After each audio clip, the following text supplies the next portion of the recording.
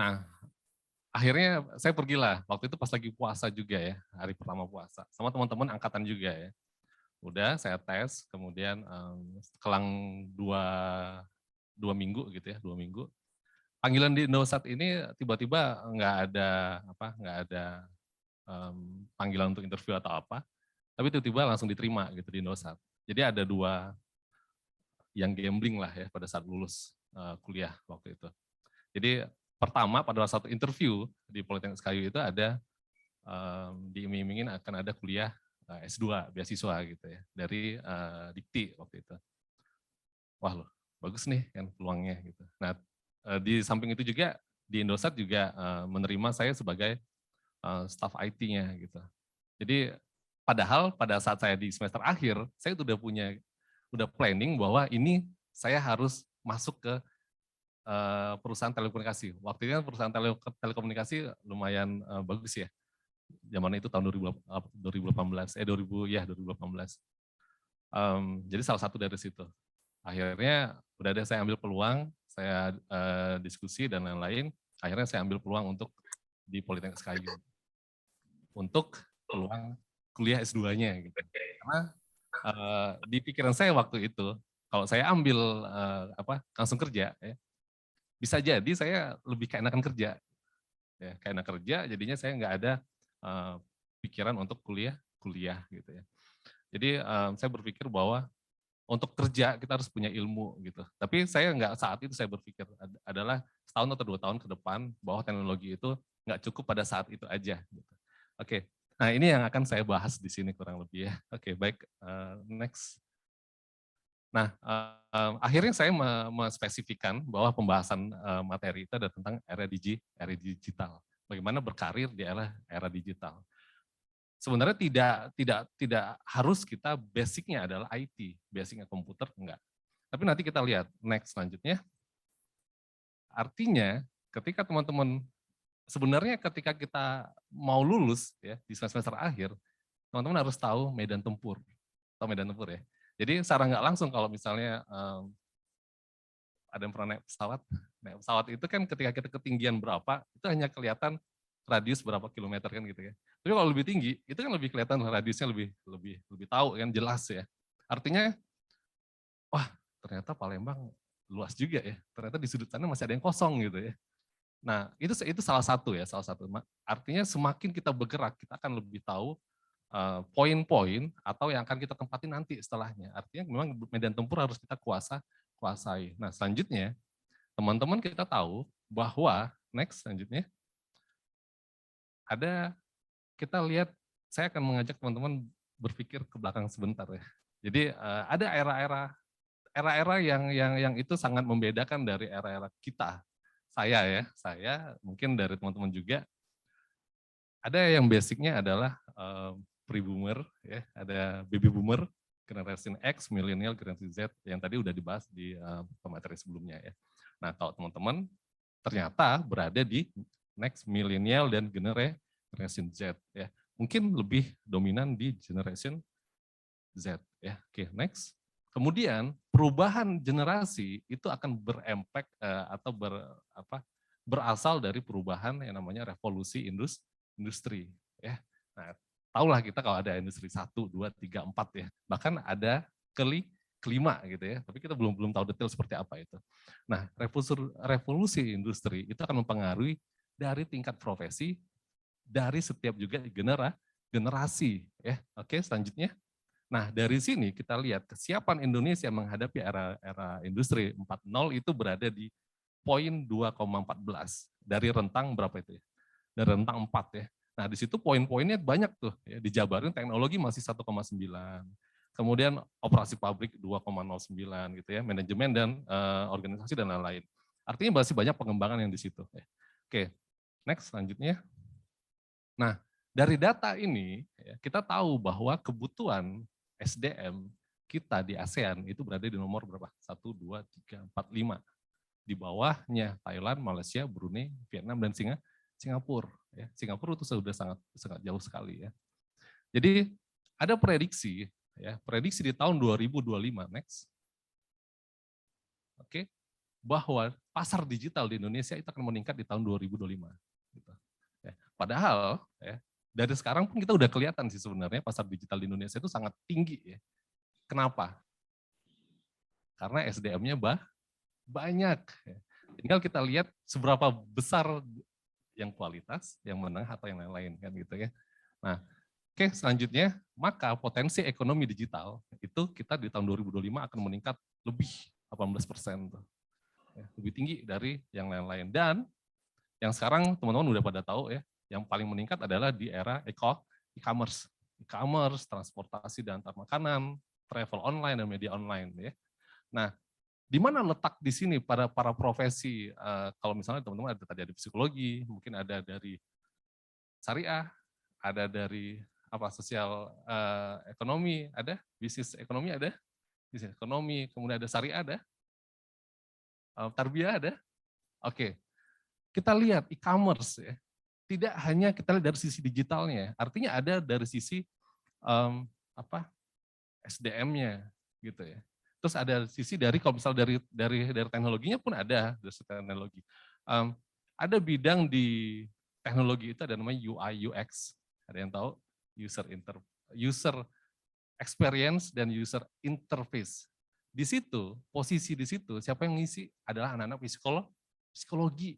Karena bagaimana cara user experience ketika mendesain sebuah apps ya, itu mengetahui jiwa dari para penggunanya. Oke, nah jadi teman-teman harus tahu nih bahwa psikologi itu di era sekarang seperti apa sih posisinya gitu. Jadi tidak hanya sekedar melulu kayak tadi yang dibilang sama Pak Hendri di pusat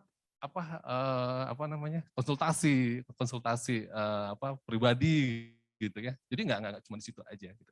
Oke, next selanjutnya. Nah dari sini maka kita tahu bahwa yang paling penting adalah kata Ibu Menteri nih ya, kata Ibu Menteri, teknologi itu bisa jadi ancaman, bagi SDM Indonesia. Ya. Nah, kemudian banyak orang yang kesepian akibat tidak mampu beradaptasi dengan teknologi. Artinya apa? Artinya ya gaptek lah artinya gitu ya. Tidak bisa tidak bisa menempatkan diri di perusahaan-perusahaan yang memang itu berkembang gitu. Ya, oke. Kemudian perkembangan teknologi digital juga mengancam industri perbankan. Nah ini konteksnya nanti lebih dalam ya, konteks lebih dalam. Kemudian dari sini kita lihat bahwa pemerintah dan industri itu terus bergerak sampai saat ini dan ke depan itu akan menyiapkan kebijakan dan proteksi dan kecepatan teknologi ke depan. Oke, artinya dari sisi teknologi itu nggak akan pernah habis. Ya, sampai tahun 2005 tadi ya. Oke, next selanjutnya. Selanjutnya. Oke, ini di bold ya, tadi di point. Oke, nah ini ada tren ya, ada 10 tren lapangan kerja teknologi digital. Tapi basicnya ini semua teknologi ya. Ini semua basicnya adalah teknologi. Tapi kalau misalnya teman-teman dari bisnis dan ekonomi, itu dari sisi bisnis seperti apa. Dari psikologi tadi udah dijelaskan bahwa ada UI UX di situ gitu ya. Kemudian mungkin ada yang dari sisi bisnis development profesional. Mungkin nanti dari sisi syariah, ya. Syariah bagaimana sih ngebuat bahwa bidang ini itu sesuai dengan hukumnya seperti apa di Indonesia gitu. Mungkin di internasional.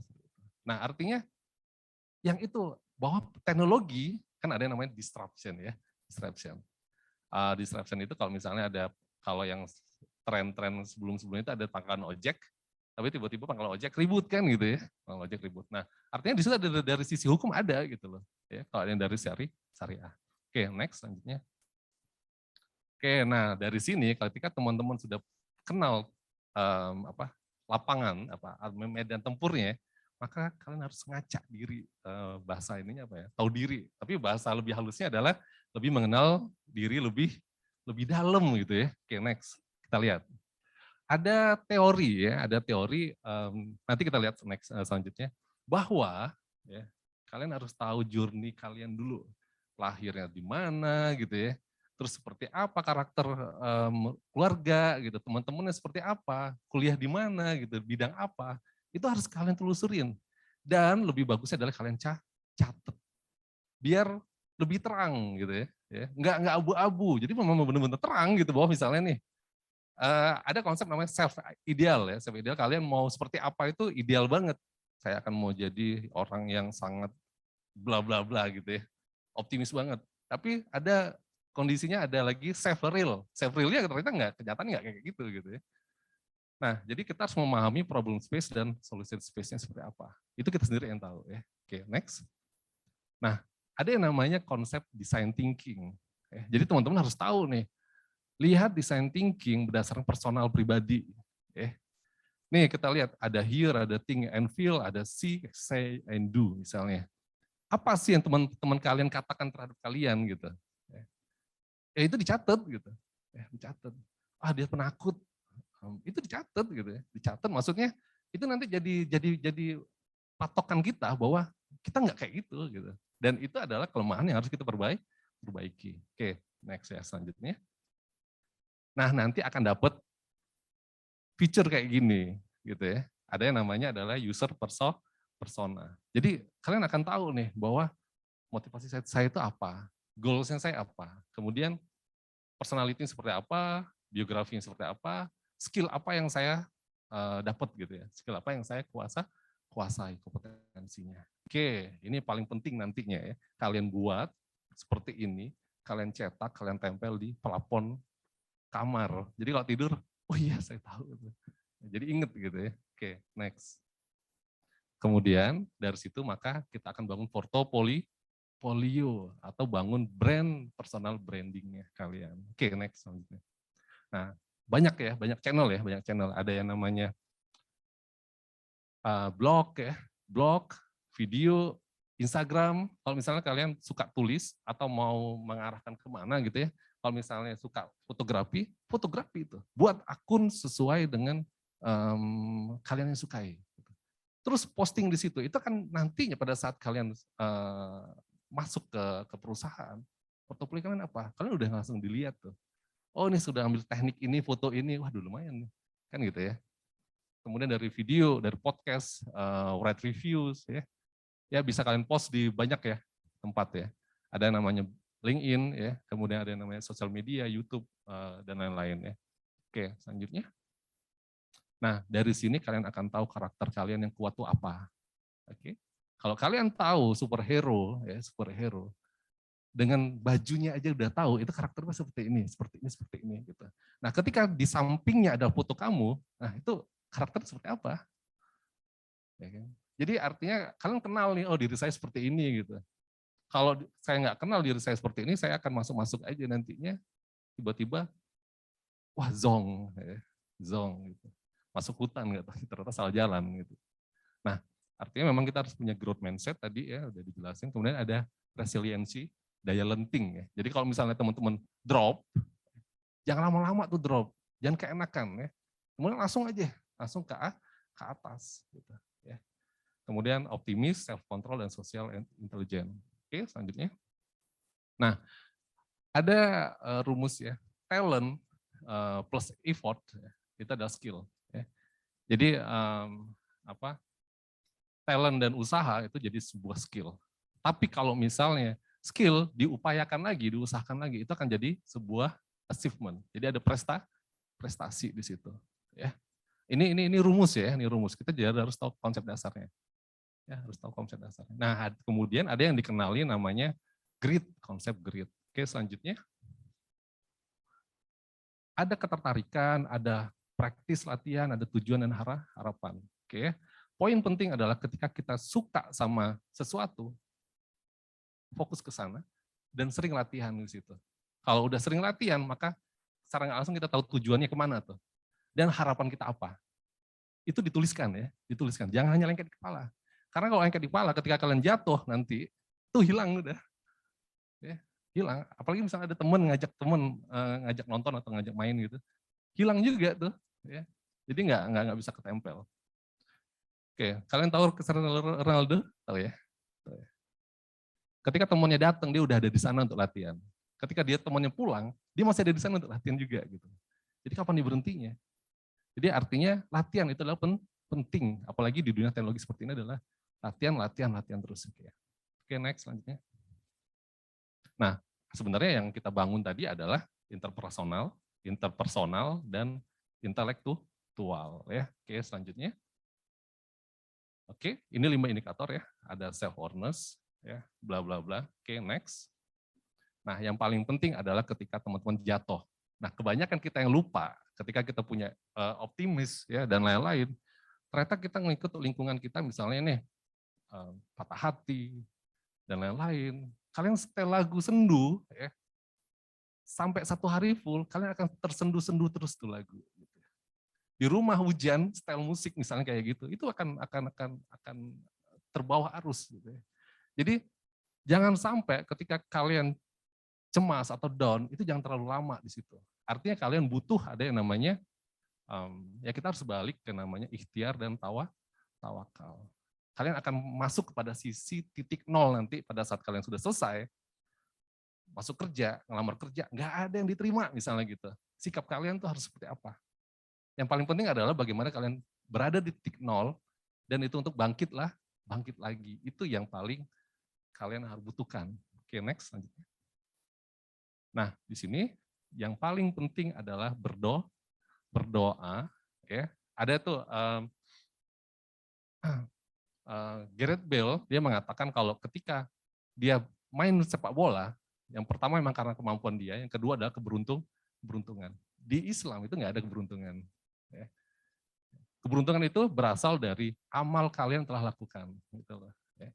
Jadi bangun diri kalian ya terhadap ikuti perintah Allah dan Rasulnya. Itu kedua. Itu pertama ya. Yang kedua adalah taat pada orang tua. Itu yang harus kalian tekankan karena di luar sana ya mendoakan kalian dan sekalian lagi sedang berupaya di sini gitu. Oke, next selanjutnya. Nah, oke. Nah, jadi angan-angan ya. Jadi kalian bisa berharap itu selalu jauh ke depan gitu ya. Tapi kalian harus ingat bahwa yang kalian harus lakukan sekarang ya, jadi harus apa namanya? Realistis ya, harus realistis. Ketika kita punya harapan ke depan, jangan sampai kita hanya terlena untuk melihat ke depan, tapi lakukan gitu loh. Ya. Artinya harapan itu bisa jadi nyampe, bisa jadi nggak nyampe gitu loh, ya kan? Tapi lakukan tanggung jawab kita yang paling dekat apa nih? Adalah misalnya adalah lu lulus dengan baikan gitu, dengan tepat waktu. Oke, kalau udah lulus harus cepat cari kerja, minimal harus dapat uang sendiri tanpa dibebani sama orang tua. Itu paling kecil tuh. Walaupun nantinya ke depan jadi pengusaha bla bla bla gitu kan. Ya. Tapi jangan terlena sama harapan itu dulu gitu. Karena belum tentu kita nyampe gitu kan. Jadi tanggung jawab paling dekat harus kita penuhi. Oke, selanjutnya. Oke. Nah, ini ada singkatan duit ya, doa, usaha, ikhtiar dan tawakal. Next, selanjutnya. Oke. Nah, secara tidak langsung ya, karakter tadi ya, ada intrapersonal, ada interpersonal, ada dan lain-lain, itu adalah akan membawa kalian ke namanya industri 5.0. Secara nggak langsung, ketika nanti kita sudah berhadapan sama robot, sama teknologi yang lain, kita akan dituntut bagaimana cara kita berinteraksi, ya, dan tidak hanya dengan teknologi itu saja. Nah itu di Society 5.0, tapi nanti lebih detail penjelasannya. Oke, selanjutnya. Oke, kemudian barulah langkahnya review pekerjaan, perusahaan, di review tuh ya, kompetensi seperti apa. Next. Dan selamat datang di dunia kompetisi. Kalian tahu film ini? Oke. Ini belum ada kompetisi ya di film ini ya, tapi di real kenyataannya adalah kolaborasi. Nggak ada sikut-sikut sama teman tuh nggak ada. Ingat, musuh kita di dunia hanya satu, adalah setan nih, rejim. Ya, jadi hanya setan musuh kita. Jadi kalau misalnya itu terkait sama diri kita, berarti itu yang mempengaruhi adalah setan. Jadi kalau misalnya ada gangguan apa-apa, baca ta'awudz saja. Auzubillahi minasyaitonirrajim. Udah pergi itu. Ya. Oke, selanjutnya. Nah, ketika kalian merasa punya tanggung jawab yang besar, maka di situ ada kekuatan yang besar. Ini kata Uncle Ben ya. Uncle Ben tahu? Ya, pamannya Spider di film pertama ya. Di season pertama tuh. With great power comes great responsibility. Jadi kalau kalian merasa itu punya tanggung jawab, artinya secara nggak langsung, kan ada tuh 1% yang kepake, kalau misalnya ada 90% di otak kita kan. Ada yang berbicara kalau misalnya ada yang mengatakan dari 100% otak kita kepake, itu hanya 1% yang kepake. Gitu. Tapi jangan patung pada situ ya. 1%-nya itu udah luar biasa banget. Tapi kalau kalian punya tanggung jawab yang besar, upaya apapun kalian akan lakukan. Oke, jadi situ ada kekuatan yang besar. Next. Oke, ini saya summary-kan ya. Pertama adalah kenali medan tempur. Kedua, next lagi. Oke, kenali diri dan bangun portofolio. Next. Lagi. Kompetisi sesungguhnya itu tes ya. Tes. Ketiga, next selanjutnya adalah goals. Adalah tujuan. Benar ya, goal itu tujuan ya. Artinya tujuan benar ya memang. Oke. Ini ilustrasi ya, bukan saya mau mencontohkan bahwa masuk militer itu seperti ini, bukan. Tapi saya mau melihatkan bahwa itu adalah hal perumpamaan yang paling dekat yang mau dijelaskan teman-teman biar dapat lah feel-nya gitu. Oke, itu saja. Next selanjutnya ada lagi? Oke, itu saja dari saya. Terima kasih. Assalamualaikum warahmatullahi wabarakatuh.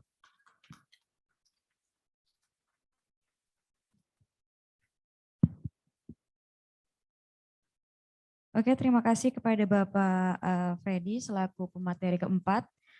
Selanjutnya kita masuki sesi tanya jawab ya. Di sini adik-adik yang kece, smart ya. Silakan bertanya kepada pemateri kita, boleh dengan Pak Happy gitu ya, Pak Suhendri, Pak Agung dan juga Pak Freddy. Jadi boleh diangkat tangannya gitu ya. Kalau kakinya oke ketinggian. Oke, silakan adik. Sebutin nama dari fakultas mana dan ingin bertanya dengan siapa baru pertanyaannya. Silakan. Bismillahirrahmanirrahim. Assalamualaikum warahmatullahi wabarakatuh. Waalaikumsalam warahmatullahi wabarakatuh. Perkenalkan saya Romi Oktaria Novasari dari jurusan Ilmu Politik angkatan 2019. Di sini saya akan bertanya kepada Bapak Suhendri. Ya, Bapak Suhendri. Tadi kan membicarakan mengenai mindset. Nah, sebenarnya pertanyaan ini sudah umum atau sudah tidak asing lagi mengenai, tapi saya ingin tahu pendapat Bapak mengenai jika kita ingin bekerja itu harus ada relasi orang dalam. Itu mungkin tidak asing lagi jika di telinga kita kan. Kemudian yang saya sering dengar, terlepas benar atau tidaknya, bahwasanya perusahaan yang merekrut para kandidat itu tuh sebenarnya hanya sebuah formalitas saja. Karena kandidat yang diperlukan itu sudah ada, ialah lewat orang dalam tersebut. Nah, jadi cuman ajang untuk promosi perusahaan saja, jadi hanya formalitas.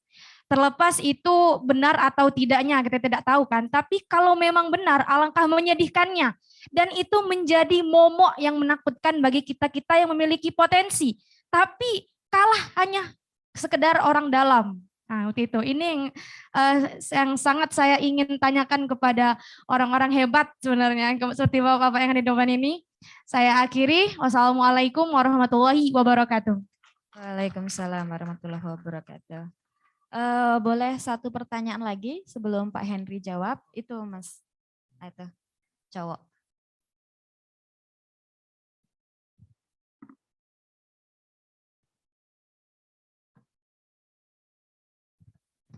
Halo, assalamualaikum warahmatullahi wabarakatuh.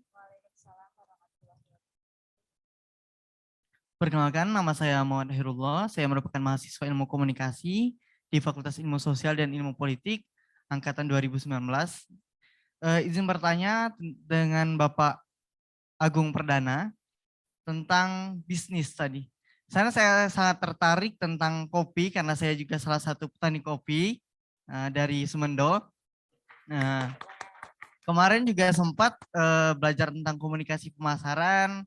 Itu tentang saya mengangkat tentang kopi juga untuk tugas. Nah, masalah yang saat ini saya hadapi yaitu pertama tentang ide bisnis yang harus saya kembangkan di era digital.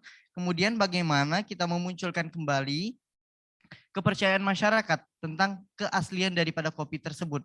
Karena seperti yang kita ketahui saat ini banyak sekali kopi dengan berbagai jenis macam merek dan lain-lain itu mengatasnamakan misalkan kopi Semendo. Tetapi kopi semendo tersebut bukan berasal dari semendo, bahkan sudah dicampur dengan jagung, atau bisa jadi dicampur dengan jahe, bahkan dengan beras.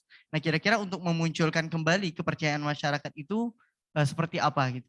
Mungkin itu saja, terima kasih. Wassalamualaikum warahmatullahi wabarakatuh. Waalaikumsalam warahmatullahi wabarakatuh. Baiklah, 2 pertanyaan dulu ya, dan akan langsung dijawab oleh Pak Henry. Saya ulangi pertanyaannya. Semuanya ini dari mahasiswa ilmu politik Bapak ya, jadi kayaknya nampaknya on fire gitu ya kan, atau memang sudah biasa ini berorasi gitu ya kan, menggebu-gebu gitu ya. Jadi Pak Henry tadi pertanyaannya ini tentang orang dalam Pak ya. Kalau untuk Pak Agung tadi bagaimana kita melihat keaslian gitu Pak, keaslian dari kopi yang sudah dicampur jagung, dicampur lain-lain seperti itu. Mungkin pertama kami persilakan kepada Pak Henry dulu untuk menjawab pertanyaan dari mahasiswi kami. Baik, terima kasih. Sorry tadi namanya siapa? Romi Okta, panggilannya Okta. Oke, Okta dari jurusan apa? Ilmu politik ya? Pantas lah. Jadi orangnya kritis ya. Bagus itu. Saya suka terhadap mahasiswa-mahasiswa yang emang cara pola pikirnya adalah kritis ya. Itu wajar ya kalau ditanyakan kepada alumni-alumni atau fresh graduate ya, karena adanya kecemasan terhadap dunia yang nantinya akan dihadapi gitu. Tapi di sini saya bisa jawab, saya tegaskan kembali juga bahwasannya ini konteksnya di internal kita dulu ya, di internal kami dulu di PT Wong Finance. Saya tidak mengetahui kalau emang di perusahaan-perusahaan lain seperti apa. Tetapi perusahaan-perusahaan yang secara legitimasinya dia sudah terbuka, terus secara IPO-nya sudah menjadi perusahaan masuk ke dalam saham gabungan di IHSG gitu ya. Itu biasanya perusahaan-perusahaan yang menerapkan transparansi. Ya. Jadi yang ditanyakan sama Okta, kita dari mahasiswa ini sudah mempersiapkan nih ya matang-matang terkait untuk menghadapi dunia kerja gitu. Ujung-ujungnya yang mematahkan persiapan kita adalah orang dalam. Sebesar apapun kita mempersiapkan diri, kita masih kalah sama orang dalam, gitu ya. Saya tidak bisa mengeneraliskan itu ya. Tetapi yang saya alami, yang saya lihat ya berdasarkan pengalaman saya sudah 2 company ya, perusahaan TBK yang sudah saya singgahi untuk berkarir. Dari 2 perusahaan itu tidak ada namanya mengandalkan orang dalam. Ya, ini mungkin untuk Okta untuk ditegaskan bahwasanya kalau di perusahaan-perusahaan yang sifatnya perusahaan multinasional, terus terbuka gitu, tidak ada namanya sistem orang dalam. Walaupun ada, ya mungkin itu adalah oknum ya, tidak dari sisi manajemennya. Itu adalah oknum. Justru kami di sini akan lebih memprioritaskan adalah skill dan kemampuan ya, terhadap calon-calon pekerja tersebut. Ya, jadi kalau misalkan kekhawatiran kamu takut ada orang dalam, itu bisa dibilang buang jauh-jauh lah berpikir seperti itu. Karena kalau perusahaan-perusahaan seperti yang saya tempati sekarang tidak ada namanya orang dalam. Sekalipun itu anak direktur, sekalipun itu anak CEO-nya, kalau emang secara kompeten nggak bisa, ya berarti secara profilingnya tidak cocok. Ya, tidak bisa itu bukan karena nggak mampu ya, tapi tidak cocok. Itu ya. Oke, menjawab Okta? Oke, terima kasih ya. Oke, terima kasih pada Pak Suhendri atas jawaban dari mahasiswi kami tadi, pertanyaan mahasiswi kami. Jadi mungkin saran gitu ya, Okta, kalau mau membuktikan ada orang dalam atau enggak, coba tadi lamar di MT tadi ya kan. Tadi kan buka lowongan gitu ya kan. Dari ini buka lowongan di MT. Jadi adik coba ya kan. Kalau adik masuk berarti wah benar ya, transparasi gitu ya. Kalau tidak masuk ya sudah wong dalam berarti ya. Seperti itu ya. Kemudian pertanyaan selanjutnya ya akan dijawab yang terhormat Bapak Agung. Silakan waktu dan tempatnya. Oke, untuk menjawab pertanyaan tadi soal ide bisnis ya.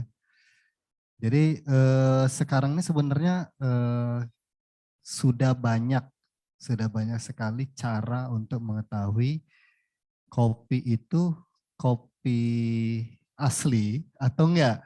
Yang kebanyakannya semua melabel kopi asli Semendo, asli Pagar Alam. Terus di kemasannya nanti ada premium. Nah ini alhamdulillah kemarin waktu kita menjadi narasumber di Oku Selatan, kita berhadapan dengan 30 petani langsung yang membawa produknya masing-masing.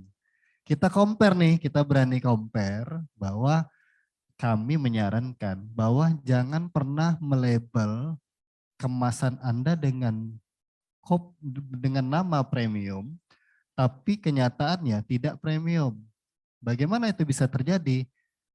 Kita lihat dari proses pasca panennya tadi. Ternyata dia nggak rendam, nggak cuci, yang ngambangnya ikutan digiling kan, terus roastingnya terlalu gosong, terus dia campur lagi dengan bahan lain, kemudian dia buat produk itu menjadi nama premium.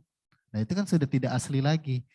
Nah disinilah kami memulai untuk menyiasati produk premium itu pertama dengan edukasi ya, dengan edukasi yang kami berikan langsung kepada petani, langsung kepada konsumen kami. Nah jadi kalau teman-teman semua ke kedai portal Warkop pasti nggak dikasih gula.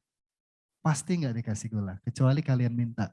Karena apa? Kami selama 6 tahun ini, masuk ke 7 tahun ini, mencoba mengedukasi bahwa kopi murni itu begini loh rasanya, kopi sehat itu begini loh rasanya. Bagaimana kopi yang ada campuran dengan tidak campuran itu sangat beda rasanya. Jadi begitu yang salah satu cara yang kami lakukan. Kemudian terima kasih, ini saya melihat generasi muda penerus kopi premium ini. Karena kami sangat senang sekali ketika ketemu anak petani kopi yang kuliah, punya kebun, kami tidak sungkan-sungkan untuk mengedukasinya, untuk menjadi generasi penerus kopi ke depan. Karena apa? Kita sangat dihadapkan dengan kapitalisme yang dimana kopi kita sudah tahu dari sejak dulu itu ada tengkulak-tengkulaknya. Nah kenapa kopi bernilai harga yang buruk itu karena masuknya tengkulak-tengkulak, masuknya industri-industri besar dari seluruh dunia. Di Indonesia sendiri pun banyak sekali mengambil bahan baku dari Sumatera Selatan.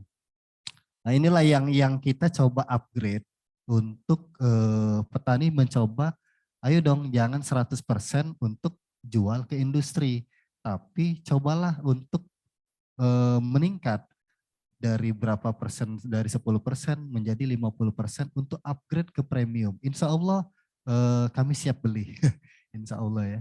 Jadi itu aja mungkin sudah puas jawabannya. Jadi coba teman-teman kopi itu sehat loh sebenarnya, edukasi bahwa bedanya kopi premium dengan kopi yang campur-campur tadi itu sangat beda sekali dan tidak menyehatkan. Terima kasih. Oke, terima kasih Pak Agung atas jawabannya. Sebenarnya tadi itu marketing terselubung Pak dari mahasiswa kami ya. Dia petani kopi, kopinya itu belum masuk di Warkop. Ya, Warkop Portal Cafe tadi belum masuk. Jadi dia itu marketing terselubung biar diajak join. Nanti saya kasih nomor HP-nya deh ya. Nanti di WA aja ya. Nah, kalau mau kasih sampel kopi, jangan lupa royalti ya, karena sudah menjadi narahubungnya. Ya kan? Oke, kami persilakan lagi yang ingin bertanya, pasti banyak akan pertanyaan. Oke, cowok, cewek. Cewek dulu nih, depan. Oke, sabar ya. Waktu kita masih panjang kok ya. Bismillahirrahmanirrahim. Assalamualaikum warahmatullahi wabarakatuh. Perkenalkan, nama saya Anissa Amelia, saya dari Fakultas Psikologi. Di sini saya ingin bertanya kepada Bapak Agung Perdana. Di sini saya menyukai dengan bisnis dan saat ini saya membuka bisnis kuliner juga. Yang ingin saya tanyakan kepada Bapak, di mana titik gagal dalam Bapak membuka usaha? Karena selama saya mendengarkan materi Bapak memberikan materi setelah usaha itu jadi. Nah, saya ingin tahu nih, jujur saya penasaran, di mana sih titik gagal Bapak dalam membuka usaha ini? Dan juga menurut Bapak nih, apa yang harus kita pegang dalam membuka usaha? Apa konsistensi? Dan juga menurut Bapak nih, mana yang lebih efektif ketika kita membuka satu outlet, setelah itu membuka cabang selanjutnya, atau kita serius dengan satu outlet dan mengembangkannya. Mungkin itu saja yang dapat saya sampaikan. Wassalamualaikum warahmatullahi wabarakatuh. Waalaikumsalam warahmatullahi wabarakatuh. Oke, selanjutnya cowok dulu, tadi cewek, nanti ya. Nah, pasti kebagian. Oke, silakan Adek. Oke, terima kasih waktunya yang telah diberikan kepada saya. Yang pertama, ada dua pertanyaan yang mungkin bisa saya lontarkan. Yang pertama kepada Bapak Wijaya Kusuma. Nah, jadi sepengalaman saya, yang saya lihat mobil Bluebird itu cuman beredar di kawasan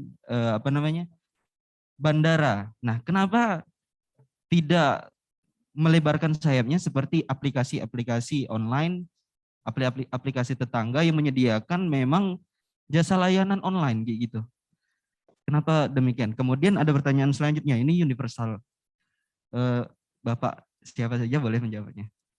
Jadi di sini saya juga pernah bertemu dengan HRD, dia mengaku di HRD suatu instansi tertentu atau perusahaan.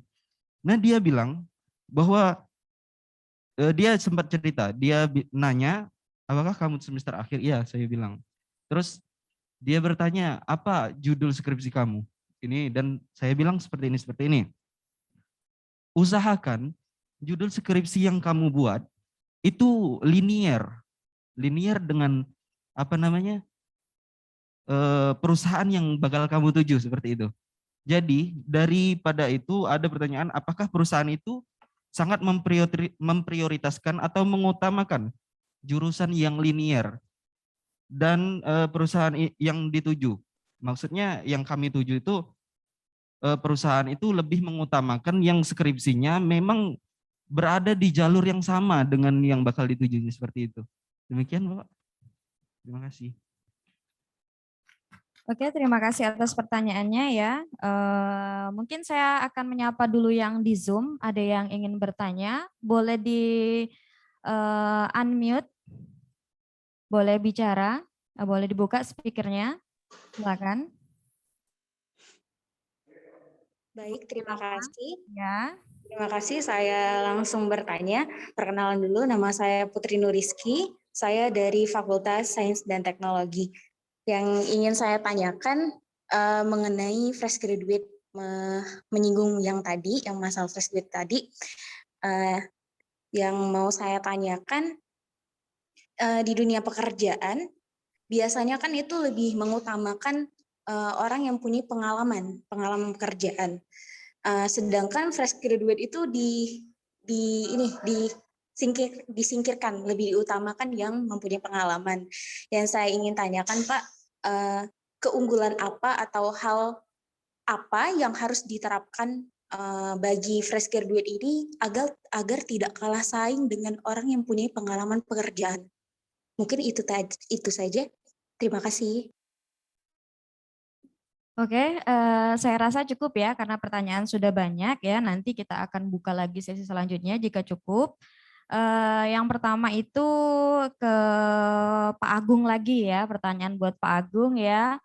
kok dari tadi nggak ada cerita gagalnya ya, apa mulus-mulus aja gitu ya, buka usaha, omsetnya tadi sekian, saya ngintip tadi 20-an gitu ya, kayaknya 10% dari modal atau gimana gitu ya. Jadi silakan Bapak Agung sharing di mana titik gagal dan apa yang harus dipegang sih dalam memulai bisnis itu, silakan Bapak. Oke, jadi kalau berbicara titik gagal, kami pernah gagal. Pengusaha ya usaha sini, usaha situ. Gagal sudah pasti pernah, tapi gagal adalah penempaan diri kita untuk bangkit kembali. Jadi pengusaha itu kalau jatuh ya berdiri lagi. Mentalnya harus berlatih seperti itu. Terutama di masa pandemi yang dari 6 cabang kami menjadi 3 dan sekarang kami sangat fokus ke cabang yang pertama di mana tempat usaha itu lahir. Jadi konsistensi itu sangat penting karena ketika kita sudah punya produk, orang-orang nih lidah itu punya sensor loh. Jadi lidah itu punya sensor yang bisa merekam rasa. Ketika pelanggan kita sudah tahu dengan rasa yang dia sukai, dia akan merekam. Contoh kayak gini, kalau orang sudah pernah makan soto yang paling enak di Indonesia, ketika dia ketemu soto yang tidak enak, dia pasti tahu. Atau yang soto yang di dua kelas di bawahnya lah ya, dia pasti sudah langsung memorinya berjalan bahwa soto ini nggak enak karena dia sudah pernah merekam soto yang paling enak. Jadi konsistensi rasa yang perlu dijaga itu akan mempertahankan pelanggan setia kita, di mana kita mengetahui sendiri 70% penghasilan seorang pengusaha itu adalah dari pelanggan setia. Ingat itu, 30% hanya orang yang datang dan pergi, datang dan pergi, datang dan pergi. Terima kasih. Assalamualaikum warahmatullahi wabarakatuh. Waalaikumsalam warahmatullahi wabarakatuh. Terima kasih. Sebelumnya saya akan menyapa dulu, ternyata yang datang di sini Pak bukan hanya mahasiswa UIN saja, ada kita undang tamu, kita sapa dari ST Al-Ittifaqiyah ya. Iya, selamat datang Adek. Ya, jadi yang alma maternya sama kebetulan Pak biru gitu ya. Cuman bedanya biru biru apa ya? Saya bukan wanita sesungguhnya gitu ya, nggak tahu warna pembagian warna-warna biru ya. Selamat datang. Boleh nanti bertanya ya, yang ingin ditanyakan boleh bergabung sama kita. Kemudian lanjut ya, pertanyaan selanjutnya untuk Pak Happy Pak ya. Jadi yang sudah kita bincang-bincangkan tadi Pak ya, gimana Pak bertahan ya, Bluebird yang udah 50 tahun tadi Pak ya, dengan gempuran-gempuran taksi online yang drivernya itu ganteng-ganteng loh. Seperti itu Pak. Oke boleh Pak dijawab pertanyaan dari mahasiswa kami. Ya terima kasih.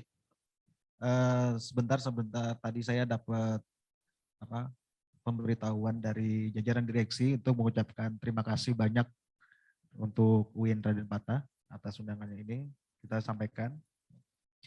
Mengenai tadi kalau nggak salah pembicaranya apa bandara ya, mobilnya tidak gimana tuh Pak sih? Oh iya, oke. Kalau adik-adik tahu sebenarnya kita di Palembang itu sudah ada mulai tahun 2011. Itu memang kita juga sempat mempunyai unit armada itu sebanyak 300 unit armada yang ada di Kota Palembang. Ya, karena memang terkait dengan masa pandemi yang akhirnya tadi perubahan yang sangat drastis dan sulit untuk diantisipasi, ya akhirnya kita hampir tergerus oleh kondisi yang ada. Akhirnya armada kita saat ini hanya kurang lebih ada 60 unit dan itu memang kita fokus di bagian hilir yang ada di daerah Palembang. Memang tugas saya di sini karena memang saya di Palembang itu ditugaskan untuk mengembangkan kembali Bluebird yang ada di wilayah Sumatera Selatan karena memang sebelumnya saya ditugaskan untuk di wilayah Bandung Jawa Barat, Bandung dan Cimahi. Ya, nah ini PR saya di sini selama 1 tahun itu nanti ke depan saya harus bisa mengembangkan Bluebird itu untuk berkembang bisa sampai ke wilayah Hulu Sumatera Selatan. Ya kebetulan kemarin tanggal 1 Juli kita sudah bekerja sama dengan pihak OPI Mall untuk bisa menempatkan unit-unit kita yang ada di sana. Ya. Untuk kebutuhan masyarakat kita juga sudah menyesuaikan dengan teknologi yang ada saat ini, dengan aplikasi pun kita bisa mulai berjalan. Itu sih. Oke, terima kasih Pak Happy. Untuk pertanyaan Ade yang skripsi kayaknya kita tanya Pak dosen aja gitu ya. Pak gimana nih Pak? Pak Freddy, apakah kita harus menulis skripsi itu sesuai dengan tujuan nanti tempat kita bekerja ya? Silakan Bapak dijawab. Oke, baik. Terima kasih Bu Erma. Sebenarnya kalau di dunia industri ya, di dunia industri sebenarnya relate sama skripsi atau enggak, itu lebih condong sebenarnya bukan ke situ ngelihatnya, tapi lebih condong ke kompetensi teman-teman. Jadi kalau misalnya jurusan apa tadi? Komunikasi kebenaran Islam. Topiknya ke arah mana ya misalnya? Broadcasting misalnya. Oke. Artinya pada saat tugas akhirnya adalah tentang broadcasting, itu teman-teman punya arah kompetensi ke arah broadcasting. Artinya seperti itu. Jadi karena selama berapa jalan semester untuk penyelesaian skripsi, misalnya 1 tahun atau 2 semester. Artinya sama 2 tahun atau 2 semester itu, 1 tahun ya, 1 tahun sama 2 semester, berkecimpung di broadcast aja gitu. Nah, artinya di dunia luar atau perusahaan yang ingin menerima, siapa namanya? Maaf, Dian, yang menerima Dian, itu ngelihat, wah ini broadcasting, cocok nih ditempatkan di broadcasting gitu loh. Kenapa? Tapi bukan dilihat relate jurusan sama kantornya, bukan, sama perusahaannya. Tapi ke kompetensinya aja gitu. Jadi ngelihatnya ke situ sih. Artinya Dian punya pengetahuan tentang dari A sampai Z tentang broadcasting itu sih. Karena pengalaman ya di tempat saya juga itu ada anak baru lulus SMK. Ya. Awalnya sih dia magang, dia intern tempat saya. Dia bisa desain. Ketika kita kasih tools ini, dia cepat ngembangin gitu. Kasih tools ini dia cepat ngembangin. Kita monitor tuh pada saat dia kelas 3 SMK kita monitor. Dia udah lulus, udah ketawarin gitu loh. Dan dia alhamdulillah mau, akhirnya sampai sekarang di tempat saya itu ada SMK 1, ada fresh graduate atau lulusan S1, dari sarjana itu ada 3 orang. Kalau dilihat-lihat dia cepat ngembangin, toh honornya itu lebih besar dia daripada 3 yang sarjana tadi. Artinya kita nggak ngelihat dia lulusan apa gitu.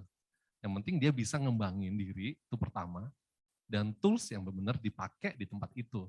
Itu sih pengalaman yang di kita biasa kita hire gitu. Itu sih. Oke, terima kasih Pak Freddy. Kemudian pertanyaan rekan kita dari Zoom tadi, saya persilakan untuk Pak Suhendri menjawab karena bagian HRD berkecimpung HRD. Jadi katanya bagaimana sih seorang yang fresh graduate ya, yang belum ada pengalaman, yang minim pengalaman tadi bersaing dengan yang sudah pro kayak gitu ya kan? Pasti orang maunya milihnya yang sudahlah yang sudah pernah ada pengalaman aja biar nggak ngajarin dari awal mungkin gitu Pak ya. Nah, jadi boleh diberikan pencerahan gitu ya. Jadi jangan sampai fresh graduate ini putus asa gitu ya melawan yang pro-pro tadi Pak. Oke, silakan Pak waktunya. Oke, terima kasih. Tadi yang nanya siapa? Putri ya? Atau siapa? Putri Pak, ya Putri, atas ya? Putri, atas nama Putri. Oke, terima kasih Putri yang memonitor melalui Zoom ya. Jadi terkait dengan pertanyaan itu, bagaimana sih caranya menghadapi orang-orang yang sudah punya pengalaman di mana notabene-nya perusahaan itu lebih memilih orang yang memiliki pengalaman. Kalau dari sisi perusahaan, ya kalau dari sisi perusahaan kita sebenarnya ada posisi-posisi yang emang seharusnya diisi oleh orang-orang yang memiliki pengalaman. Karena di posisi-posisi tersebut yang nantinya next akan kita bantu dorong untuk menempati posisi-posisi strategis ya di sebuah perusahaan.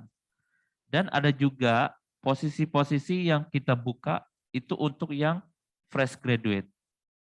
Ya harapannya ya dari fresh graduate itu tadi kita bisa mendidik, bisa menempa orang itu nanti biar bisa memiliki semangat kerja yang baik gitu ya. Nah, bagaimana cara menghadapi pekerjaan-pekerjaan atau orang-orang yang sudah memiliki pengalaman kerja gitu. Kalau dari kita sisi HRD, dari human capital gitu ya,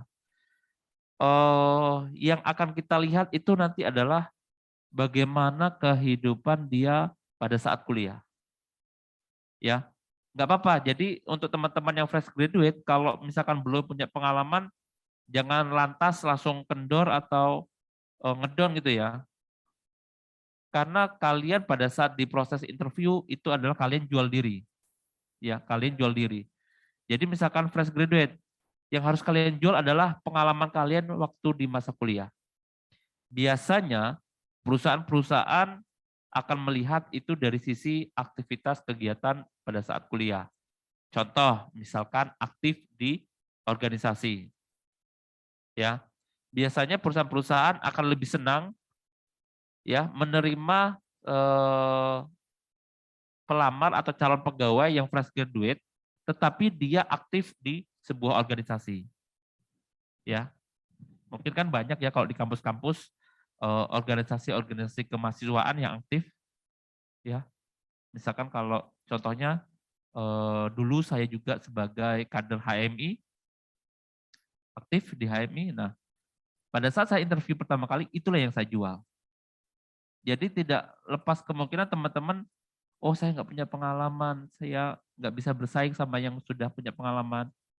Itu proses ya, karena pengalaman itu kita harus melalui proses. Tapi sebelum melewati proses itu, kita harus mempersiapkan diri, ya tadi ya. Pada saat kuliah, tadi kita ngapain aja. Atau pada saat kuliah, ada nih yang pulang, misalkan pagi bangun, berangkat kuliah, jam 1 pulang, sudah tidur di rumah gitu. Nggak ada aktivitas lain. Ya. Nah yang kayak gitu, yang perlu teman-teman harus rubah ya pola hidupnya lah seperti itu ya. Jadi perbanyaklah relasi, aktivitas baik di dalam kampus maupun di luar kampus karena itu adalah penilaian untuk melihat seberapa matang sih calon pegawai ini, seberapa cocok sih pegawai ini akan kita terima gitu. Ya tadi berdasarkan pengalaman-pengalamannya dan biasanya orang-orang yang hidup atau lebih banyak di organisasi itu cara pola pikirnya ataupun mengorganisasi diri sendiri itu dia sudah ada lah jiwanya. Karena kan nanti di sebuah perusahaan itu ada beberapa parameter yang nanti akan diukur ya untuk bisa bergabung di sebuah perusahaan. Ya tadi contohnya communication skill-nya, terus leadership-nya, planning organization-nya, itu semuanya akan dilihat pada saat nanti teman-teman melakukan assessment dan di interview juga. Ya, jadi yang bagi Putri mungkin yang fresh graduate jangan ngedown dulu ya, karena kita dari perusahaan, dari manajemen, melalui human capital pasti akan melihat dari sisi itunya ya. Kalau misalkan pengalaman ya kita nggak akan pernah mendapatkan orang yang berpengalaman karena baru fresh graduate. Tapi pengalamannya adalah pengalaman tentang kehidupan di masa kampus atau masa kuliah. Ya, mungkin cukup itu aja yang bisa saya jawab. Mungkin Putri udah jelas jawabannya. Ya, terima kasih Pak. Ya, terima kasih Adik Putri. Kemudian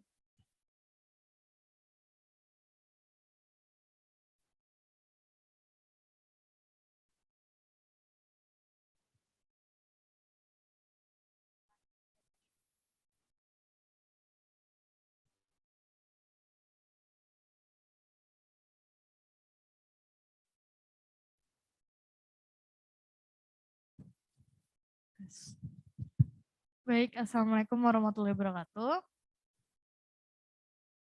Perkenalkan, nama saya Michelle, saya jurusan Ilmu Perpustakaan, angkatan 2019. Saya ingin bertanya, sebenarnya ada 2 pemateri yang ingin saya tanyakan, tapi mungkin ini masih linear pertanyaannya, jadi mungkin bisa dijawab oleh perspektif masing-masing. Jadi pertanyaan saya ini untuk Bapak Freddy dan juga Bapak Henry. Pertanyaan begini, apakah dalam meng-hire karyawan atau pekerja perlu ada sertifikasi di setiap di setiap kompetensinya? Misalnya, saya kan ilmu perpustakaan. Mungkin orang-orang berpikir saya hanya mengelola perpustakaan.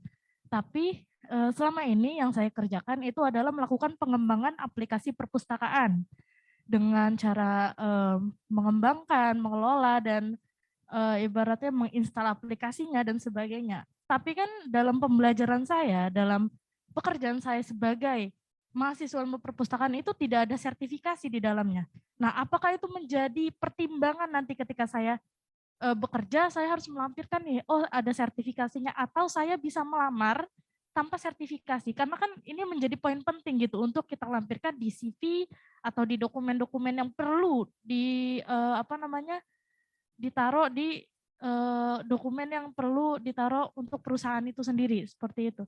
Mungkin itu saja dari saya. Terima kasih. Assalamualaikum warahmatullahi wabarakatuh.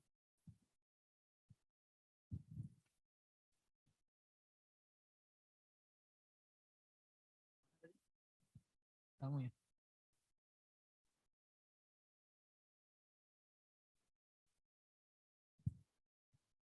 Cek. Bismillahirrahmanirrahim. Assalamualaikum warahmatullahi wabarakatuh. Sebelumnya saya ucapkan terima kasih karena sudah mengundang kami dari Indralaya Al-Ittifaqiyah. Sebenarnya saya ingin bertanya ke Pak Freddy. Saya pernah mendengar bahwasanya Bang Nadiem Makarim itu pernah berkata, mahasiswa itu diajari seperti berenang di kolam, tetapi ketika kita menghadapi dunia nyata, kita seperti ibarat berenang di lautan karam. Nah, dalam mengubah pola mindset, terutama dalam sekarang ini Pak, kita juga melihat data 63% pekerja di Indonesia itu tidak linear. Contohnya saya dari ekonomi syariah, tetapi saya hobi politik. Kayak gitu. Nanti saya ingin ceritanya mau jadi bupati atau gubernur. Bagaimana cara mengubah pola mindset ini? Seharusnya ini kan didorong untuk jadi pengusaha atau yang lain. Gitu Pak. Yang kedua untuk Bang Jo, ini luar biasa sama Pak mana? Iya, WOM tadi ya. Iya, Pak Suhendri. Ini kayaknya saya belum mendengar ya klarifikasi modal ini Pak. Modal uang nih ya, peran dalam hal usaha Pak. Karena yang penting bukan hanya modal skill dan skill yang lain Pak. Karena modal uang itu yang utama kayaknya. Tetapi saya belum melihat nih dan mendengar pemaparan dari Bapak untuk terkait modal awal. Dari nol. Contohnya kami nih dari mahasiswa nih. Mau princess nih, tapi nggak ada modalnya, itu gimana tuh Pak? Ya karena modal bukan hanya dari soft skill. Mungkin itu saja dari saya akhiri. Wassalamualaikum warahmatullahi wabarakatuh.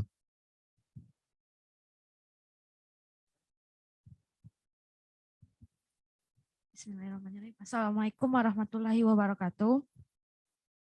Perkenalkan, nama saya Nailatul Huda dari program studi Manajemen Zakat dan Wakaf, Fakultas Ekonomi dan Bisnis Islam. Di sini saya ingin bertanya kepada Bapak Freddy mengenai tentang generasi Gen Z. Di sini saya ingin bertanya bagaimana pendapat Bapak tentang dalam mewujudkan sukses karir pada generasi Gen Z yang mana teknologi itu lebih menguasai pemikiran mereka, dan karir seperti apa yang cocok pada generasi sekarang ini. Terima kasih. Wassalamualaikum warahmatullahi wabarakatuh.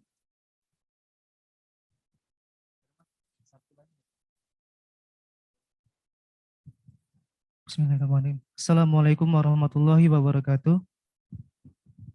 Perkenalkan, nama saya Muhammad Al-Rasid dari jurusan Ilmu Komunikasi, Fakultas Ilmu Sosial dan Ilmu Politik, angkatan 2019.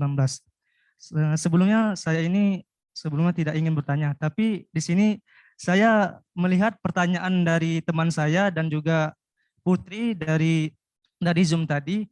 Saya tertarik untuk bertanya di sini karena menurut saya mindset yang mereka punya seperti teman saya, dia berpikir bahwa orang dalam itu sangatlah untuk membuat kita mudah untuk mencari pekerjaan. Tetapi menurut saya skill dan keterampilanlah yang sangat dibutuhkan di beberapa perusahaan. Karena kalau kita memiliki mindset seperti Putih tadi bahwa fresh graduates itu akan disingkirkan, saya sangat tidak setuju. Karena beberapa perusahaan yang saya pernah alami, karena saya pernah bekerja juga sebagai pramuniaga, barista.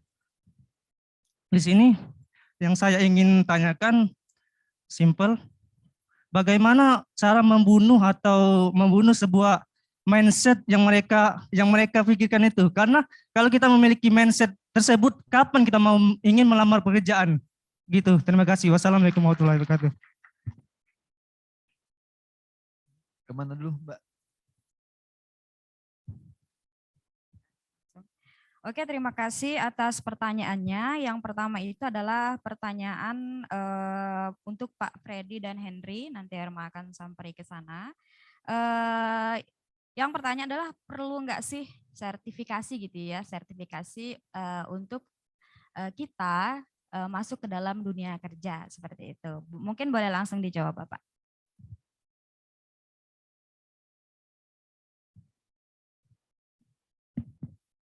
Oke, baik, terima kasih. Siapa sih namanya? Maaf. Michelle, oke. Michelle dari ilmu perpustakaan ya? Ilmu perpustakaan, oke. Dulu kita sempat buka loker ya, buka lowongan pekerjaan, PR, public relation gitu. Yang ngelamar tuh banyak. Kita ngelihat sebenarnya ada filter di situ untuk di lamaran mereka. Itu dari pertama organisasi mereka sama riwayat pekerjaan atau aktivitas mereka di situ. Salah satu poin yang kami ambil di situ, salah satunya adalah dia pernah melakukan apa di situ aktivitasnya. Kayak misalnya dan disertai dengan sertifikat-sertifikat gitu.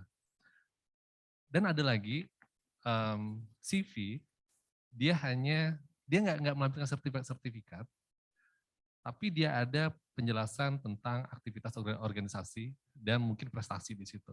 Dan dia tidak ada ngikutin perlombaan atau sertifikasi tertentu. Kita panggil semuanya, gitu. Kita panggil dua-duanya. Kita untuk cross check, validasi gitu. Nah, artinya dengan pertanyaan Mbak Michelle tadi, relate-nya adalah bahwa sertifikasi itu pentingnya untuk di berkas lamaran kayak gitu. Tapi tidak menutup kemungkinan ketika tempat perusahaan melihat dari sisi lain gitu. Nah, kita pun melihat dari CV lain, dia punya sosmed dan lain-lain, kita cek tuh sosmednya. Kita cek ya, kita kan kepo ya sebenarnya. Melihat pribadi seseorang, dia sering buat status apa gitu ya, dia posting apa gitu. Misalnya ada LinkedIn-nya, itu kita lihat tuh. Oke, artinya kalau dia ada posting kayak portofolio, skill-nya dia di situ, kemudian aktivitas dia, itu salah satu tahapan kita juga.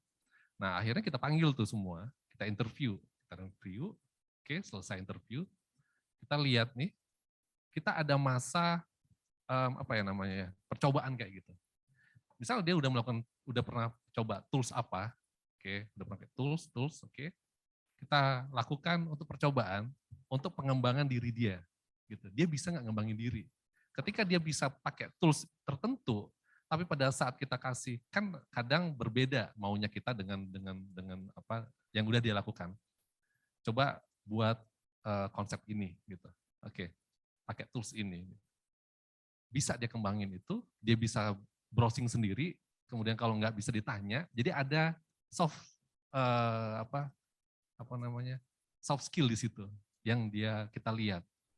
Nah, dari sini pantauan kita yang lebih dominan adalah mereka yang punya soft skill yang bisa belajar sendiri untuk mengembangkan diri sendiri, walaupun nih tools itu dia belum pernah pakai, tapi dia bisa cepet browsing, baca tutorial, dia mengamatin dan bertanya sesuai dengan kondisi.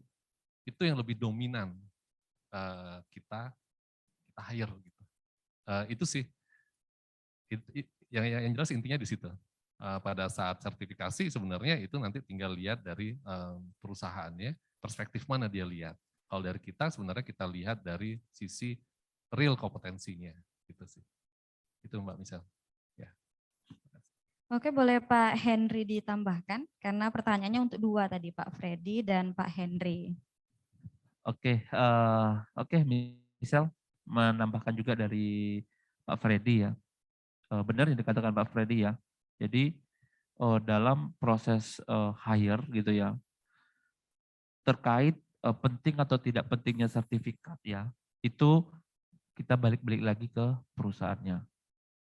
Apalagi misalkan nanti sertifikat yang mau dilampirkan emang dikeluarkan oleh yang resmi ya istilahnya ya. Kan kalau kita terkait dengan sertifikat itu kan ada badan nasional sertifikasi ya. Nah, itu yang formal. Nah, biasanya kalau misalkan ada sertifikat itu nggak apa-apa melampirkan ya.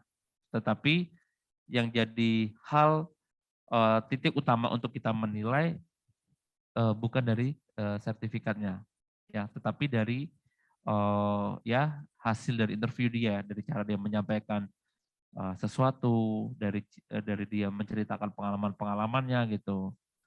Bahkan sering saya dapatin juga bahwasanya ada pelamar nih melampirkan sertifikat A, B, C sampai tebel gitu ya, sertifikat semua isinya. Tapi ternyata pas di-cross-check ya sertifikat yang istilahnya tidak ada dasar validasinya seperti itu. Hanya untuk nempal-tembalin lamaran gitu ya. Nah, itu juga nggak akan kita sarankan seperti itu ya. Karena ngabisin waktu, ngabisin kertas seperti itu. Yang akan lebih related lagi terkait dengan hire adalah ya tadi pada saat proses interview, terus nanti pada saat pertanyaan-pertanyaan dan jawaban disampaikan nyambung, terus sesuai dengan apa yang ditanyakan seperti itu ya. Itu yang lebih nanti akan kita nilai gitu. Dan ada hubungannya nih, kalau misalkan dari segi cerita dia, saya punya pengalaman di sini, saya punya kemampuan di bidang ini nih. Nah, ini ada sertifikatnya. Itu juga nggak apa-apa, lebih bagus seperti itu. Tapi pada dasarnya kalau dari sebuah perusahaan itu sertifikat lebih diutamakan bukan sertifikat yang istilahnya saya bilang tidak resmi lah ya. Tapi sertifikat yang emang keluar dari lembaga-lembaga yang sudah divalidasi untuk mengeluarkan sertifikat itu gitu.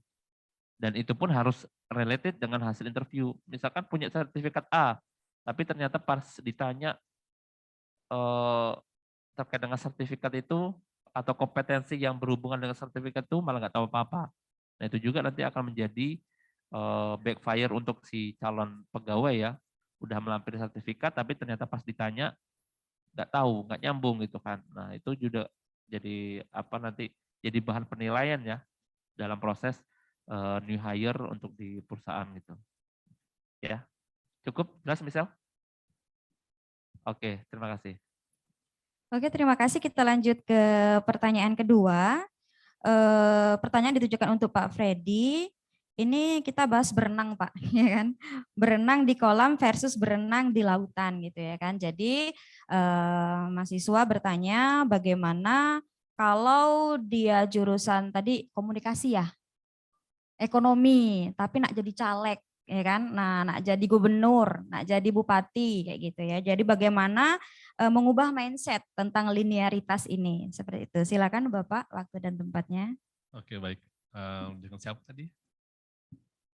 Nurkolis. Oke, Mas Nurkolis ya. Jurusannya ekonomi ya sekarang ya berarti ya. Oke. Sebenarnya di dunia kerja paling banyak adalah mereka sebagian itu yang profesinya di luar dari jurusan kampus gitu. Itu banyak banget seperti itu. Dan sebenarnya di kampus atau di sekolah itu adalah yang dilihat adalah masa pembelajaran dia terhadap dunia kampus, ya, dan intensitas terhadap ilmu teori di bidang ekonominya misalnya kayak gitu. Artinya pada saat di luar, makanya di luar itu kan kondisinya kita tidak tahu, ya, apalagi dunia sekarang, apalagi di era sekarang. Apakah lebih potensial di ekonominya, apakah potensial di politiknya, kan gitu ya. Nah artinya merubah mindset itu yang paling penting adalah ilmu di dalam kita memahami terhadap teori itu. Maka muncullah mindset. Ketika kita lebih dominan terhadap ilmu politik, ya, Sinokralis tadi lebih ke politik, berarti mindsetnya memang lebih dominan ke politik. Nah pada saat nanti di luar, pengetahuan tentang politiknya itu terus digali itu pasti. Terus digali dan ketemulah arahnya bahwa politik lebih enak nih daripada jurusan saya yang ekonomi gitu. Tapi ketika nanti masuk ke dunia kerja beneran, masuk politik, tidak akan terlepas dari sisi ekonominya gitu loh. Dan pasti nanti bisa kepake. Dan artinya setiap pembelajaran di kampus, di setiap jurusan itu tiapnya kepake. Tiap ilmu itu pasti kepake. Hanya saja setiap perusahaan itu kan tidak hanya satu bidang, ya. Misalnya perusahaannya Pak Henry, Home Finance, lebih ke finance. Tapi tidak hanya fokusnya ke finance, tapi di situ ada orang yang memanage bidang lain yang berkaitan sama berdirinya atau berjalannya perusahaan itu. Kayak misalnya HRD, psikologi, misalnya ada marketing, ada bidang-bidang lain gitu loh. Artinya di luar satu perusahaan yang basisnya bidang tertentu, dia membutuhkan bidang lain di situ. Artinya ketika mau merubah mindset, ya, merubah mindset yang ke arah ke bidang lain, profesi lain, sebenarnya itu berpengaruh terhadap diri sendiri sih, ya, terhadap dia sering berkutak-katik terhadap apa nih, dia ngoprek apa gitu. Kalau misalnya dia sering mainan di sini, pasti dia ketemunya sukanya di situ. Itu sih yang jawaban sederhana dari saya, Mas. Oke. Ada tambahan atau sanggahan? Gimana, Dek? Udah cukup. Oke. Pertanyaan selanjutnya itu tentang modal uang ya. Mungkin saya persilakan Bang Jo ya, yang bisnismen untuk meng-share bagaimana dapat dari mana modalnya? Apa dari langit nyampa tuh, nah lajulah buka kedai kopi ya gitu ya kan? Iya. Dari mana Bang modalnya? Boleh di-share Bang. Silakan waktu dan tempatnya. Oke, untuk modal kita selalu bilang modal dari nol ya. Bukannya berarti tongpes, enggak. Tapi kita nabung. Karena kan sebelum berdirinya Portal Warkop itu sendiri kan kita punya bidang usaha lainnya. Nah dari sisi itulah kita membuka anak perusahaan yang bergerak di bidang kuliner yaitu Portal Warkop. Jadi untuk modal awal itu semuanya itu adalah modal. Jadi kita harus membangun kepercayaan dulu. Di sini kita bisa mengajak teman sebagai mitra untuk membangun usaha. Jadi misalnya saya punya skill, teman punya duit nih, teman punya duit. Jadi ayo dong kita kolaborasi, kita bikin kedai kopi. Itu bisa dilakukan. Untuk Portal Warkop sendiri itu kita bangun dari kayu-kayu bekas tuh. Dari kayu-kayu bekas yang kita bangun secara perlahan-lahan, mulai dari terus terang dulu Portal pun bukannya jual kopi saset ya, tapi karena kita memulainya secara perlahan. Jadi kopi Sumsel tuh awalnya nggak ada, tapi terus terang Semendo dulu nih, Semendo dulu yang taunya Semendo, jadi jual kopi Semendo dulu sambil cari-cari lagi suppliernya siapa, akhirnya sampai 1 tahun kita mendapatkan 5 kabupaten penghasil kopi. Jadi kita bisa mulai itu secara perlahan dari bisnis, tidak langsung jual besar, tapi kita jual dari sedikit-sedikit. Nah, beberapa persen dari keuntungan yang kita peroleh dari yang kita mulai kecil itu kita tabung nih, kita tabung untuk biaya pengembangan. Jadi hati-hati kalau berbisnis langsung besar, itu hati-hati. Berbisnis langsung besar, Anda ciptakan bisnis langsung dengan modal 1M, misalnya ya. Itu hati-hati karena Anda harus melihat dulu kompetisi apa yang sedang terjadi. Jadi jangan, mending kita begini, kita mulai dari 100.000, kemudian dari 100.000 menjadi 1 juta, daripada kita mulai 1 miliar, kemudian menjadi 100.000 nantinya. Ya gitu, kira-kira begitu jawabannya. Terima kasih. Oke, terima kasih. Pertanyaan selanjutnya saya akan berikan kepada Pak Happy ya. Pertanyaannya agak ngeri nih Pak ya. Bagaimana cara membunuh gitu ya kan karena tadi cara membunuh mindset. Oh, bahwa tidak benar loh kalau kita bekerja itu hanya butuh orang dalam kayak gitu. Jadi dengan skill kita sebenarnya kita mampu masuk di dunia kerja. Ya boleh Pak Happy dijawab pertanyaan dari mahasiswa kami.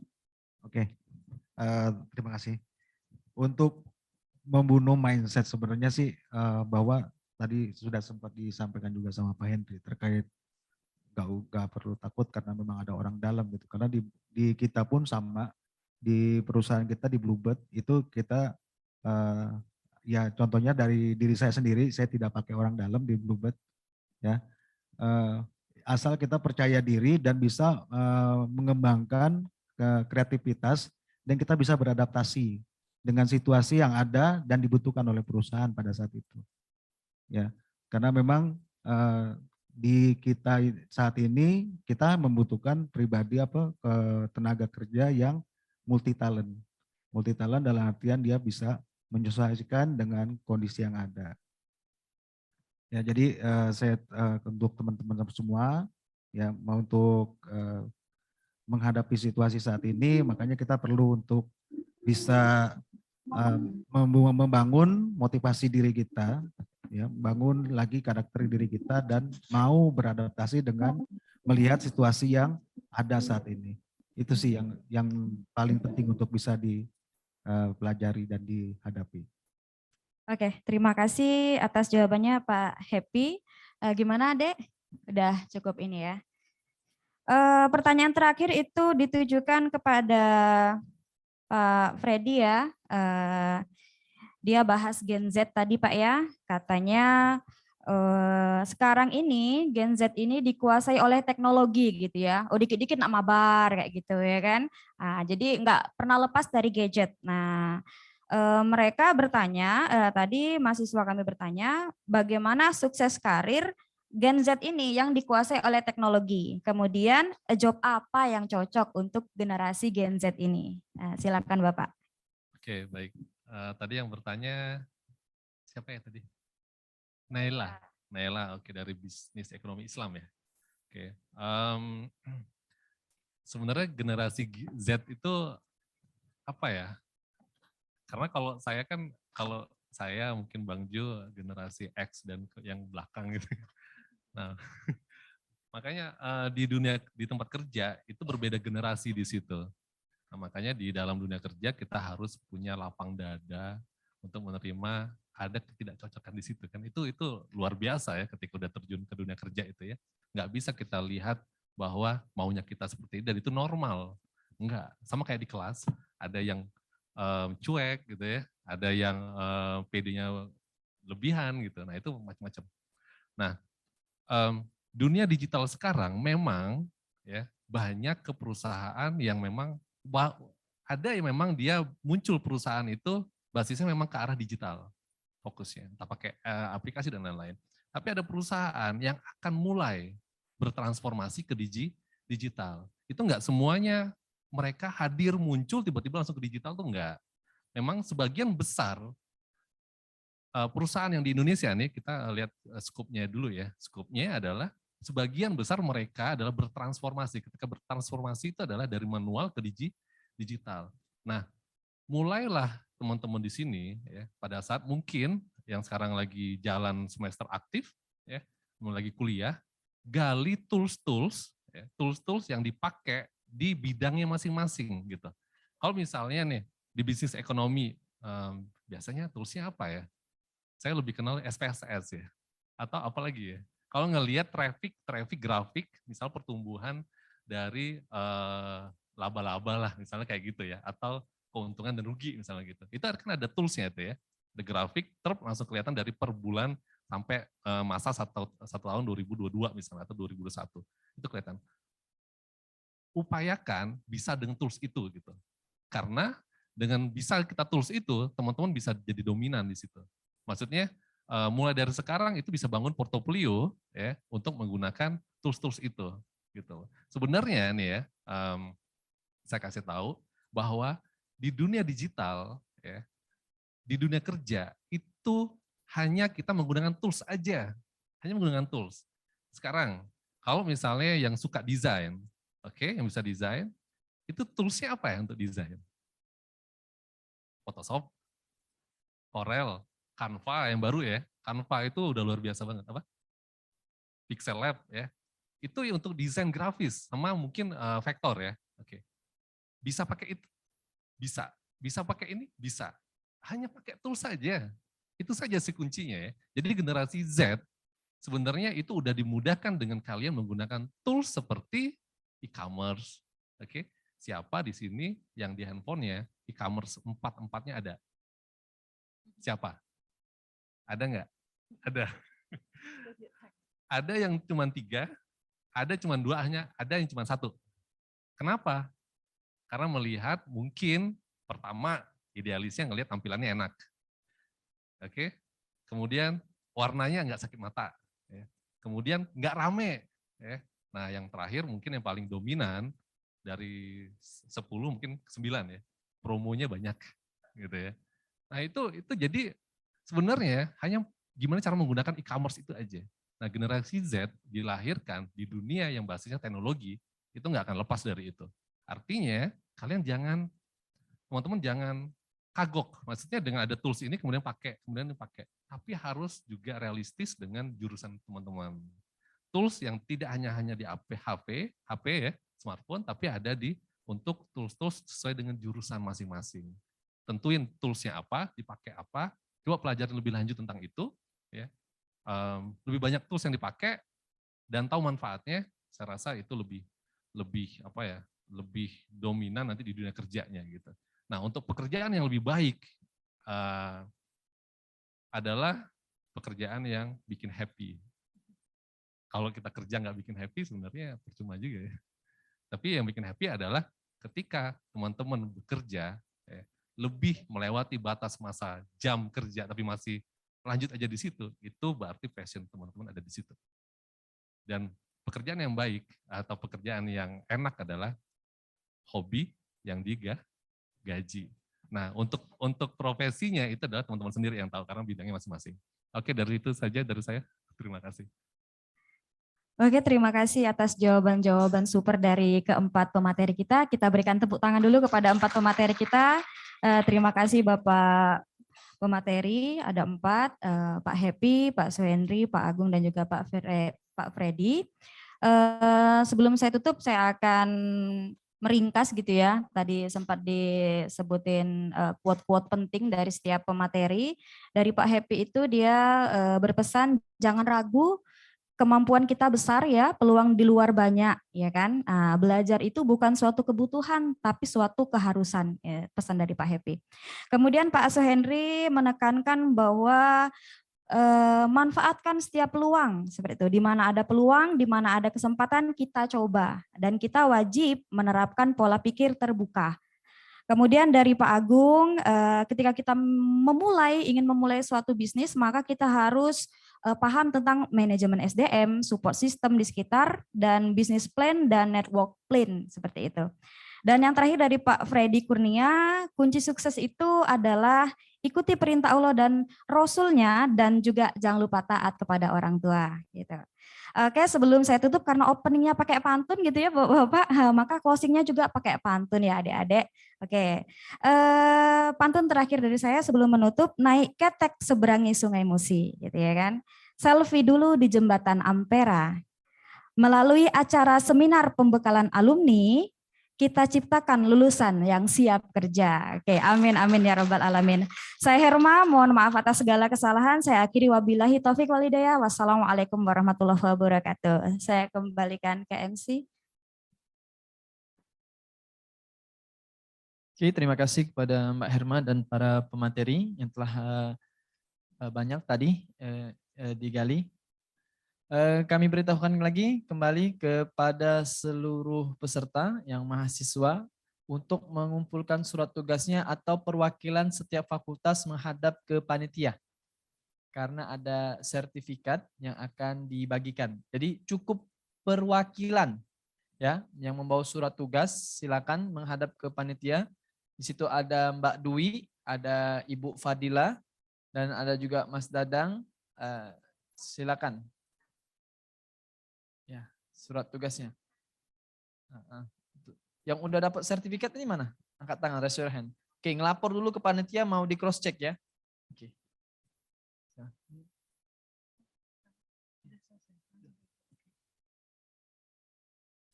Alhamdulillahirabbil alamin. Saya kira tadi kayaknya nggak meriah ya Pak ya. Ternyata pertanyaannya banyak.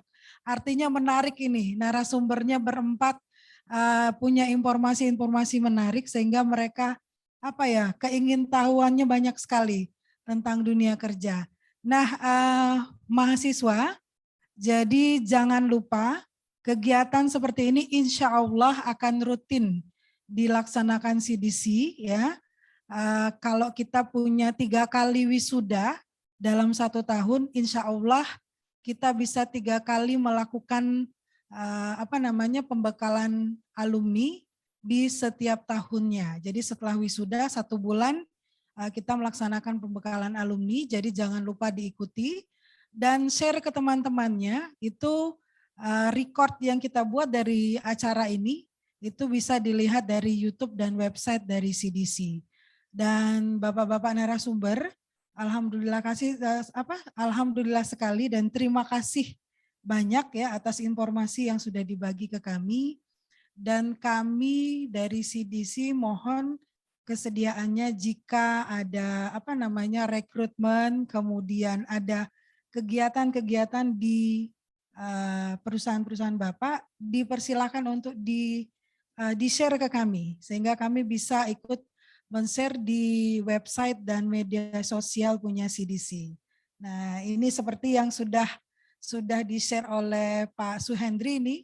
Ada yang pertama ini ada kampus hiring ini, we are hiring ini berapa hari yang lalu yang kita share di website kita. Ada di Facebook dan Instagram kita juga. Nah, itu Bang Jo kalau mau melatih barista lagi boleh itu diinformasikan di kita. Jadi mahasiswa kita bisa ikut. Bukan mahasiswa saja, kalau barista itu kayaknya dosen-dosen juga pengen ikut. Benar itu. Saya pun jadi pengen ikut ya. Lalu Pak Happy, bolehlah dipajang ya mobil Bluebird jadi UIN Raden Fatah, Kulu Keler gitu kan ya. Jadi bisa naik Bluebird ke bandara dari UIN Raden Fatah atau ke OPI ya mahasiswanya. Jadi kemudian Pak Freddy ini saya yakin mahasiswa mudah menemuinya karena beliau ini juga mengajar di UIN Raden Fatah ya Pak ya, di Fakultas Saintek ya Pak, di Fakultas Saintek. Jadi kalau mau bertanya, kemudian mau cari informasi, boleh menemui Bapak ini. Atau mungkin kalau nggak ketemu karena kita COVID kan nggak seluruhnya luring ya Pak ya, daring bisa berkomunikasi dari WhatsApp atau berteman di Facebook dan Instagramnya juga boleh. Oke, Bapak-Bapak, terima kasih banyak sekali lagi. Benar-benar informasi yang berharga buat kami. Alhamdulillah, semoga silaturahmi kita terus terjalin ke depan. Kemudian insya Allah kami akan punya banyak kegiatan-kegiatan. Mohon kesediaannya nanti untuk menyediakan waktu menghampiri kami di UIN Raden Fatah di kegiatan-kegiatan yang berikutnya. Dan mahasiswa, terima kasih untuk kehadirannya juga khusus ya tamu yang agak jauh ya, yang dari Indralaya. Ini Salam kepada Bu Rektornya, Institut Agama Islam Ittifaqiyah, benar ya? Nah ini apa ya, institut yang baru ini, termasuk baru ini. Karena sebelumnya mereka sekolah tinggi ya, Sekolah Tinggi Ilmu Al-Quran. Saya bisa mengundang mereka ini karena Bu Rektornya kebetulan sekelas sama saya kemarin waktu S3-nya. Jadi enak saya minta tolong Bu, bilang minta tolong datang. Dan kemudian ada yang di Zoom juga, yang dari Muhammadiyah dan dari Ittifaqiyah. Terima kasih, sampaikan salam ke Bu Rektor. Semoga sehat dan lancar semua kegiatannya di Ittifaqiyah. Oke, Bapak Ibu, kami dari CDC mohon maaf atas segala kekurangan. Semoga silaturahmi kita berjalan berketerusan, berlangsung terus-menerus. Dan mahasiswa semoga mendapatkan manfaat yang banyak untuk kegiatan kita yang hari ini kita hadiri bersama. Mari sama-sama kita akhiri dan kita tutup kegiatan kita hari ini dengan membaca hamdalah. Alhamdulillahirabbil alamin. Sampai ketemu. Wassalamualaikum warahmatullahi wabarakatuh.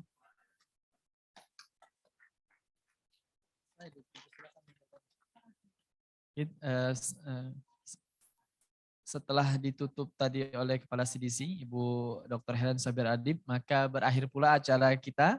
Mungkin nanti kita ketemu lagi di pertemuan-pertemuan berikutnya. Kepada peserta, dipersilakan untuk meninggalkan ruangan. Boleh. Ya. Jangan lupa tadi ya, sertifikat silakan diambil ya, perwakilan saja. Jadi perwakilan membawa surat tugasnya.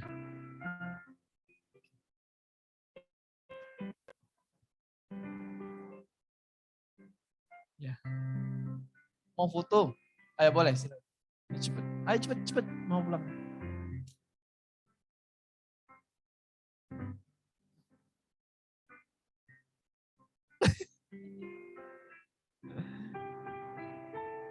Jadi mau foto dulu yang dari luar yang ya.